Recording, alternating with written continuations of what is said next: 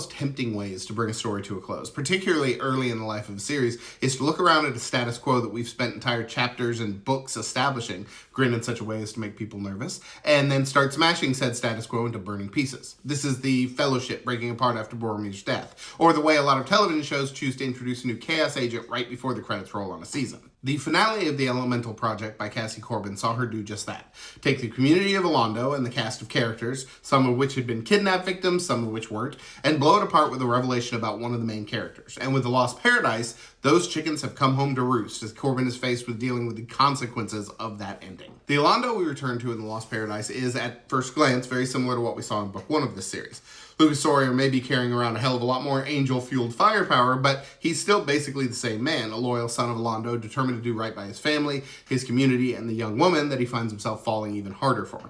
But the literary dynamite that exploded at the end of the first book has sent fissures through every element of The Lost Paradise, and we begin to see them widen and crack as Corbin steadily increases the pressure. One of the things that I've come to really admire about Corbin's writing is the way that she shows characters change and adjust under pressure. And while it would be easier should every one of these wonderful cast of characters rise nobly to meet the challenges at their feet, Corbin has a fundamental understanding that this just isn't how people work. If it sounds as if I'm being a bit cagey about the plot of the story, I am. And it's because one of the joys and heartbreaks inherent to what makes The Lost Paradise such a joy is seeing every layer to this story unfold, particularly with the character of Dos. This young man with spicy powers and a stick up his ass that could be used to hold up high-power transmission lines spends the entire story desperately trying to figure out his place in this world, his responsibility to those he is coming to see as his family, and the truth behind the angels and devils that are whispering in his ear through the entire book. The finale of this book hits like a thunderclap, and it demonstrates an author who has a gift for crafting stories that grab you by the eyeballs and drag you through to the ending that you're both terrified to see